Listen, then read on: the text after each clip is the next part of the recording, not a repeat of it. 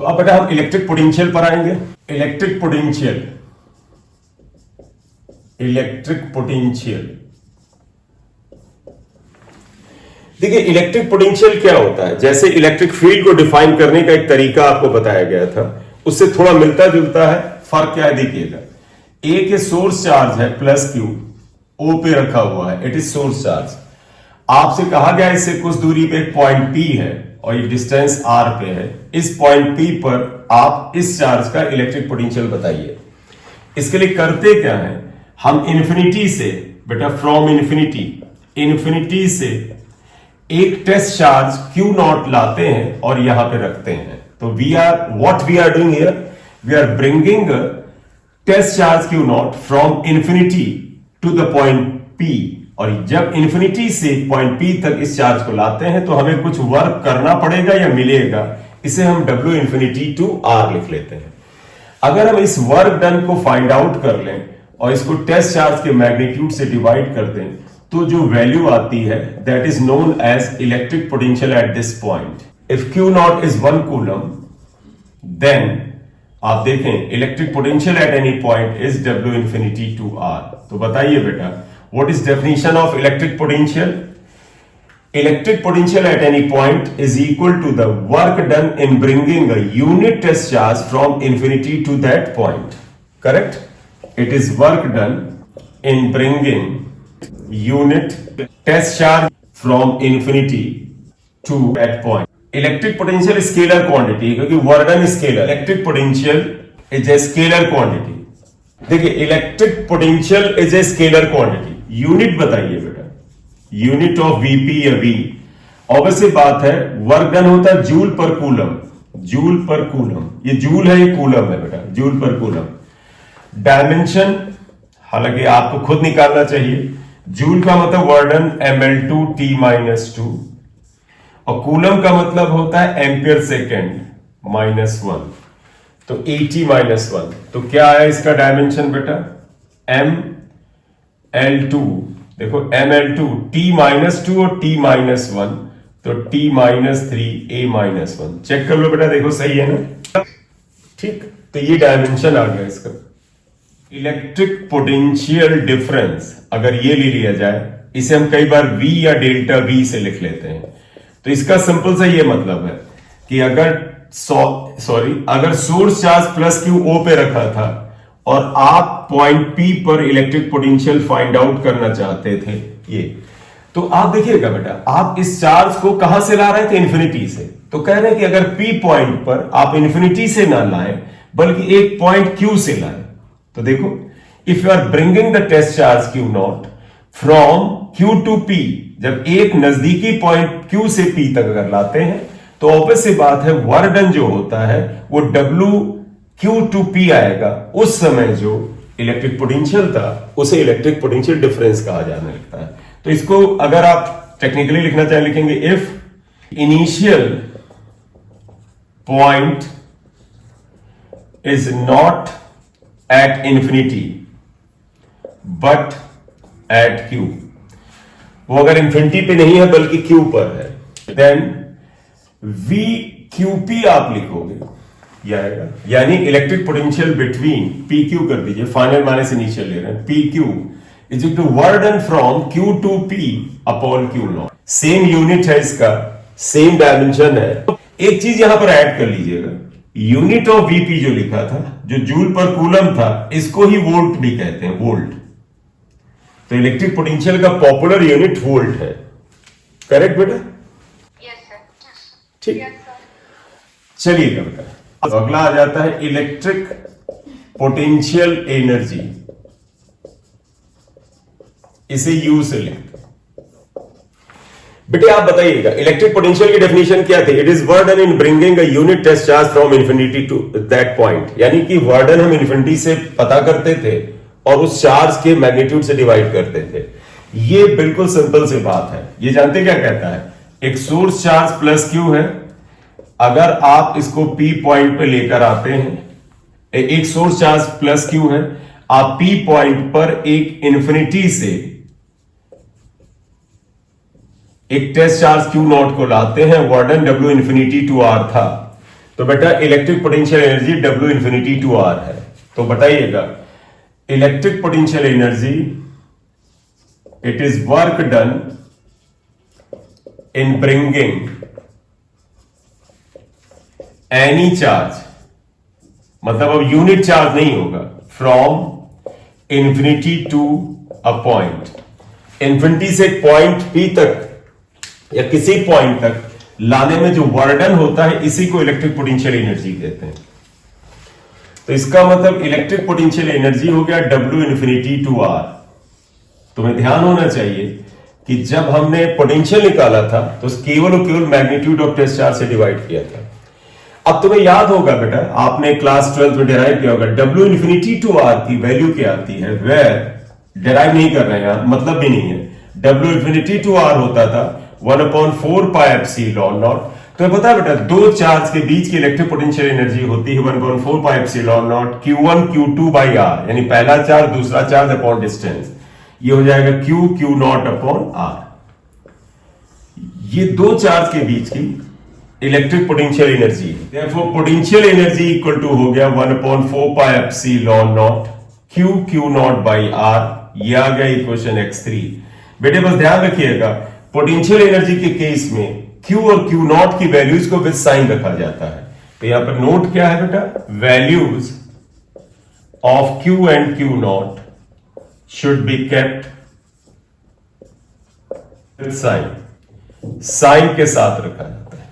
चले बेटा, ये इलेक्ट्रिक पोटेंशियल एनर्जी का फार्मूला मिल गया, चार्ज पहला दूसरा चार्ज अपॉन डिस्टेंस। अब आप बताइएगा, देयरफॉर इलेक्ट्रिक पोटेंशियल का भी फार्मूला अब आप यहां लिख सकते हैं। इलेक्ट्रिक पोटेंशियल अगर इसे जनरली बस V से लिखते हैं, जिसे अभी हमने VP से लिखा था, V से लिख रहा हूं, that will be equal to W infinity to R upon Q naught. और W इंफिनिटी टू R बेटा ये आ गया है 1/4 pi epsilon naught Q naught upon R upon Q not.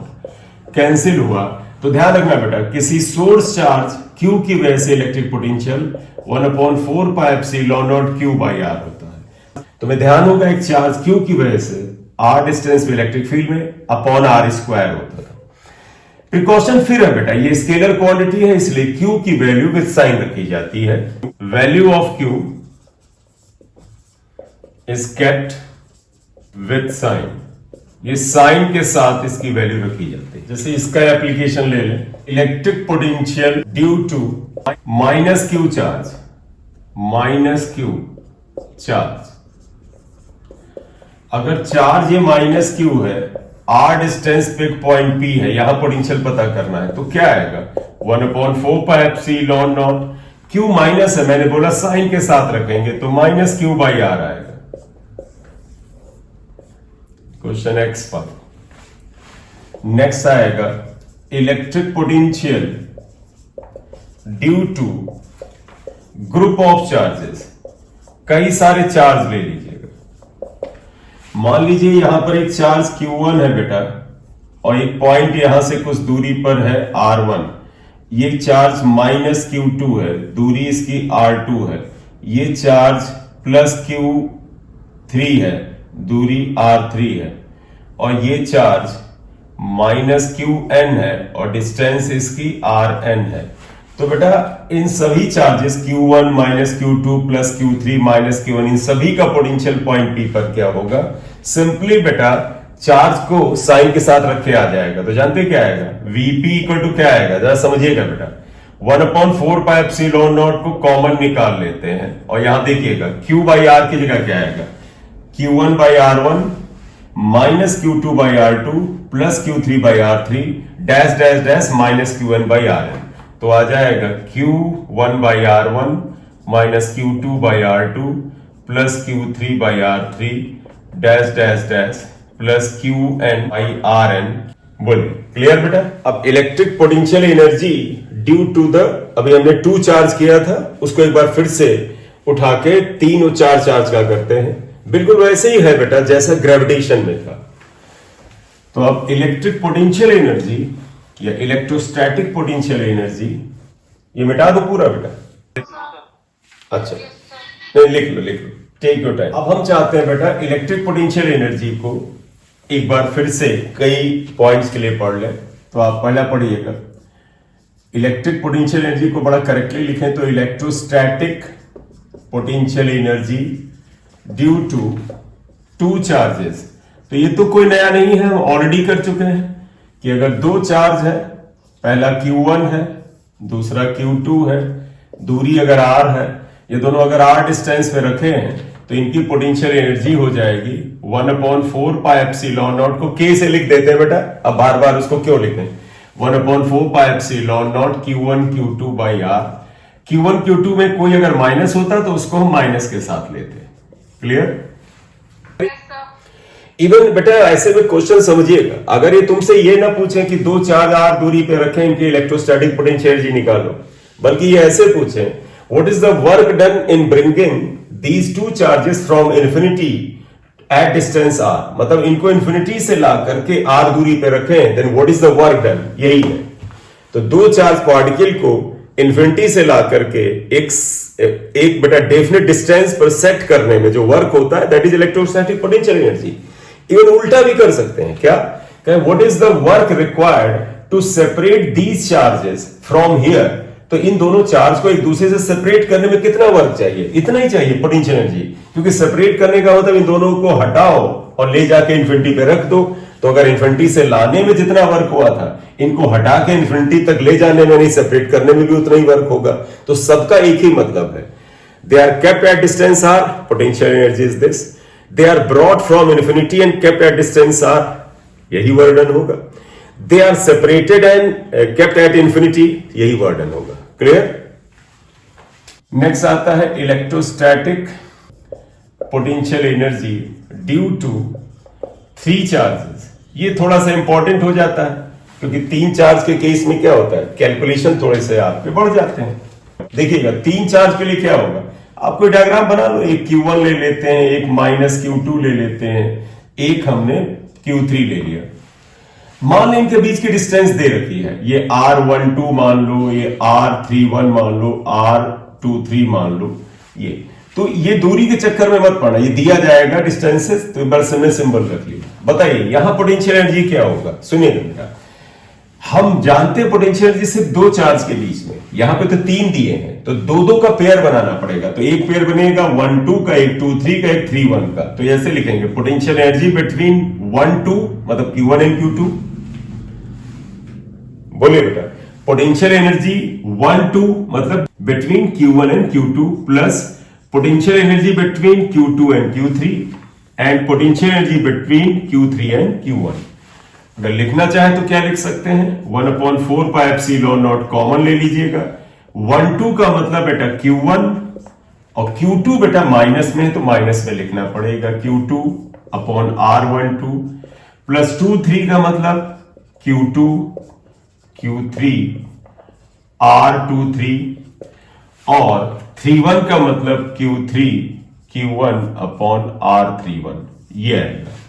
बोले अब अगर ड्यू टू द 4 चार्जेस लिया जाए, तुम्हें बेटा ग्रेविटेशन में कराया था, ड्यू टू 4 चार्जेस, 4 चार्जेस का लिया जाए तो आप आइएगा बताइएगा। देखो 4 चार्ज आप यहां बना लीजिए, ये ले लीजिए, एक मान लीजिए Q1 है माइनस Q2 Q3, मान ली माइनस में है Q4। फिर समझिएगा बेटा, हमें तो दो का ही पता है, तो पेयर बनाइए इनके, हमें इनके पेयर बनाने पड़ेंगे। तो पेयर बना रहे हैं, जरा ध्यान दीजिएगा कैसे लिखेंगे पेयर बना के, देखिएगा बेटा से। हम बना सकते हैं कि पहले 1 को सेंटर पर रखें, यानी Q1 को सेंटर पर रखें और इसके पॉसिबल पेयर बनाएं, फिर 2 के पॉसिबल पेयर बनाएं, फिर 3 के और फिर 4 के, मतलब Q1 के पॉसिबल पेयर, Q2 के पॉसिबल पेयर, Q3 के पॉसिबल पेयर, Q4 के, और कोई पेयर रिपीट हो तो इसे छोड़ देंगे। आप समझिएगा जरा सा, देखो हम पहले बनाएंगे Q1 का Q2 से पेयर, तो आएगा पोटेंशियल एनर्जी बिटवीन 1 एंड 2 यानी Q1 एंड Q2। जब बेटा डेटा दिया जाएगा, ये दूरी वगैरह निकाल के ऐसे फार्मूला लिख लेंगे। फिर 1 का 3 से लिखिएगा, आएगा पोटेंशियल एनर्जी बिटवीन 1 एंड 3, और फिर आएगा 1 का 4 से पोटेंशियल एनर्जी बिटवीन 1 एंड 4। ये 1 के 3 पॉसिबल पेयर बन गए। अब 2 का बनाते हैं। देखो पोटेंशियल एनर्जी बिटवीन 2 and 1 अगर हम बनाए, देखो 2 का 1 से बनाए तो ये पहले से रखा हुआ है तो रिपीट मत करो। अब 2 का 3 से बनाओ तो देखो 2 का 3 से बनाते हैं, वो नहीं मौजूद था। और 2 का 4 से बनाते हैं तो देखो बेटा 2 का 4 से भी हमारे पास पहले से मौजूद नहीं था। अब हम 3 का बनाएंगे, 3 का बेटा 1 से, 2 से, 4 से। तो देखो बेटा u 3 का 1 से बनाए 3 1, देखो मौजूद है मत लो। 3 2 देखो मौजूद है मत लो। फिर आएगा 3 4, ये नहीं मौजूद है, ये ले लो। 6 पेयर बन जाए तो छोड़ सकते हो क्योंकि इसके बाद 4 वाले सारे के सारे यहां आ चुके हैं। चेक करो, देखो u4 1 बेटा आ चुका है, ये u4 2 बेटा ये आ चुका है, और u4 3 ये भी यहां आ चुका है, तो ये नहीं बनेगा। तो बेटा जब 4 चार्ज होंगे तो 6 पेयर बनेंगे। एक एक पकड़ के करिएगा नहीं तो रिपीट हो जाएगा। बोले क्लियर है बेटा? Yes, sir.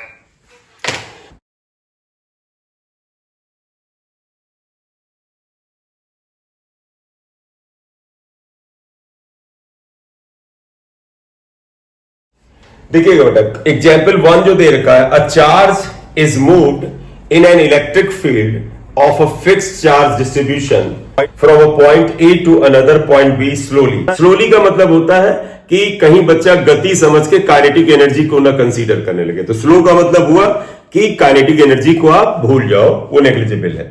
Work done by the external agent doing so is 100 joule, मतलब ऐसा करने में एक्सटर्नल एजेंट को इतना वर्क करना पड़ता है। What is the change in the potential energy of the charge as it moves from A to B? A से B तक ले जाने में चेंज इन पोटेंशियल एनर्जी क्या होगा? आप एक चीज बताइएगा, एक कोई चार्ज A पे रखा था, उसे B तक ले गए, अपने आप नहीं गया, एक्सटर्नल एजेंट ले गया।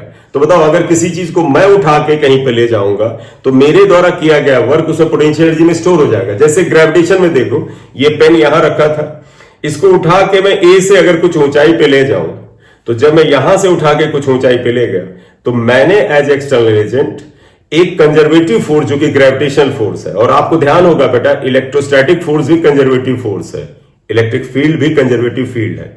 तो ग्रेविटेशनल फील्ड में जैसे मास पार्टिकल को मैं ए से बी तक ले जाता था, मैं एक्सटर्नल एजेंट हूं, तो मैंने जो वर्क किया था वो कहां गया, वो इसकी पोटेंशियल एनर्जी को mgh जो कम हाइट था उसे बढ़ा के mgh इस हाइट पे पहुंचा देता है।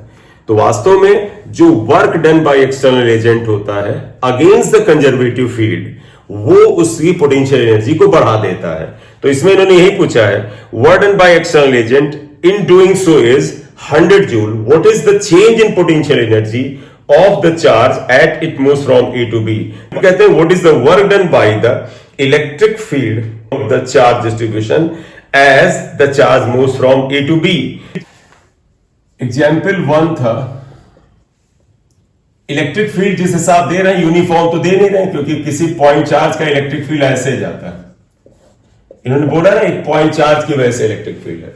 आप ए से बी तक ले जा रहे हैं, ए से आप बी तक ले जा रहे हैं, तो जब आप यहां से यहां तक ले गए तो वर्डन एक्सटर्नल एजेंट को करना पड़ा, तो work done by external agent is equal to 100 joule आया ये। तो जब एक्सटर्नल एजेंट ने यहां से यहां तक ले जाके 100 जूल वर्क किया तो इसका मतलब हुआ increase in potential energy, increase in potential energy अगर डेल्टा यू लिखो that is equal to W external 100 joule, यानी 100 जूल की पोटेंशियल एनर्जी बढ़ जाती है। करेक्ट? तो ये तो पहला पार्ट हो गया।